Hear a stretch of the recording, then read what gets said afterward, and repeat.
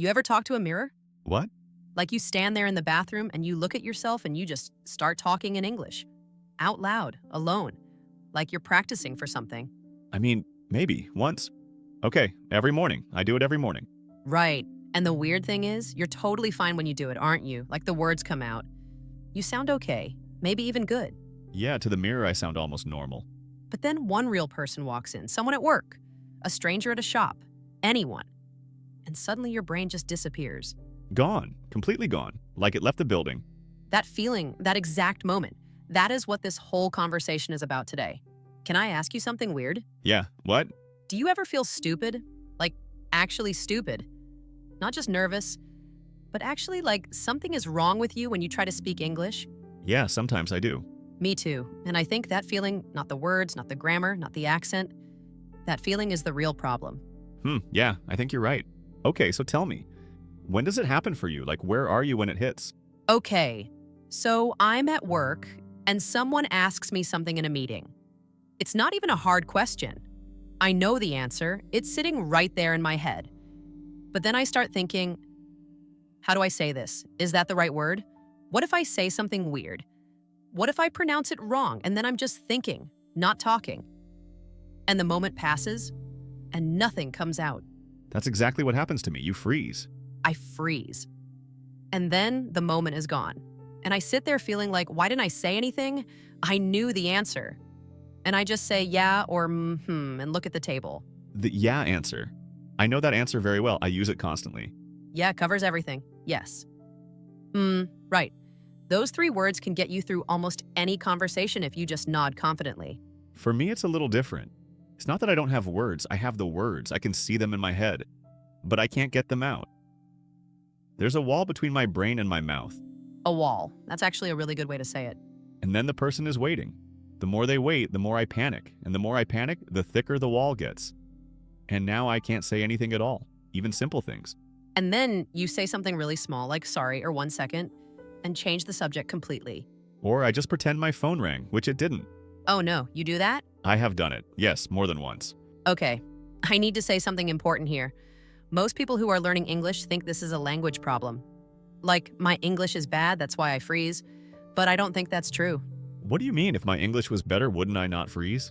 Right now, when you talk to me, how's your English? I mean, okay, normal. You're talking. Sentences are coming out. When you talk to yourself, same thing. When you talk to your close friends, same thing. The English is already in you, so it's not about having more English. It's about something else. The wall you described, you built it, not on purpose. But over time, out of all the moments where you felt embarrassed or scared or judged, Okay, that's a lot. I'm not saying this from some high place. I built the same wall. Mine just got smaller over time. So if it's not a language problem, what is it? What's actually happening? Fear. Fear, just fear? Just fear, that's it. Fear of what exactly? Of looking stupid, of making a mistake, of someone noticing that you're not fluent, of saying the wrong word, of the silence after you say something weird and everyone just stares. The stare, that is the worst thing. I would rather someone laugh than just stare. That one terrible thought shuts everything down. It's like a switch. So how do you fight it? Honestly, sometimes I don't. Sometimes I just sit there and let the moment go. And then I feel bad about it for an hour afterward. Sometimes a whole day. Then I replay it in my head where my English is perfect. I'm fluent, I'm funny, I'm quick. In the replay, I'm like a different person. I'm amazing in the replay. But in reality, you said yeah and looked at the floor. The only thing different in the replay is that you're not scared anymore. Remove the fear and the English is just there. So the goal is to feel safe enough to speak, not to learn more words. Mostly, yes. Most people already have way more words than they think. They just can't access them under pressure. Like a laptop that freezes when you open too many things at once. You need to close the tabs. What do they think of me? Am I saying this right? Do I sound stupid? Close them. Keep only one tab open. What am I trying to say? That's easier to say than to do. Overthinking is just fear with glasses on. It's the same thing. So what do I do? How do I think less? You know how to drive a car now without thinking about every move? But the first time you drove, you were sweating and thinking about every single thing. That's where you are with English right now. You need to drive more, not study maps more. Speaking with real people is sitting in the car? Yes, especially when it's scary. That's when your brain actually changes. You still get those moments?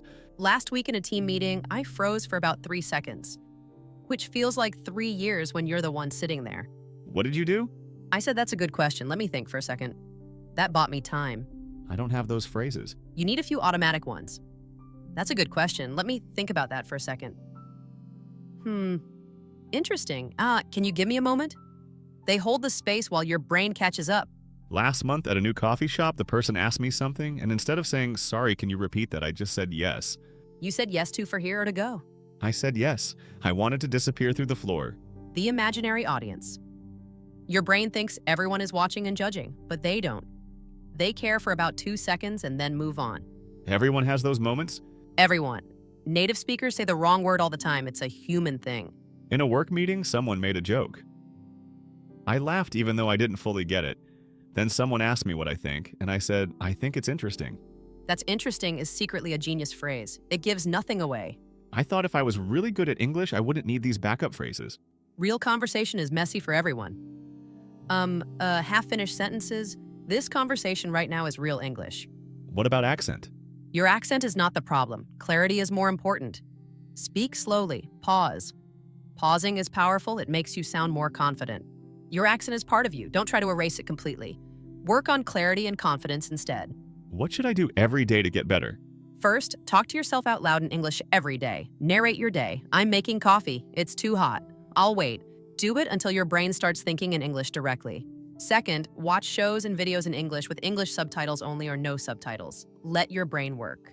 Third, learn useful phrases until they become reflexes. Not just know them, reflexes. What about being around native speakers? Don't try to match them. Just listen and absorb. Start with small entry points. That's interesting. Can you say more about that? What about grammar? I worry about it so much. When speaking, grammar is the last thing to worry about. Communication is the goal. People understand even if the grammar is not perfect. I feel lighter now. I thought I was just bad at English. Now I realize I'm just scared, and scared is not permanent. You've been standing in front of a door thinking it was locked. It was never locked. You just needed to push. To everyone listening, you're not bad at English. You're just at the beginning of the part where it gets good. Keep going. One uncomfortable moment at a time. One day you'll realize you forgot to be scared. See you next time. Bye.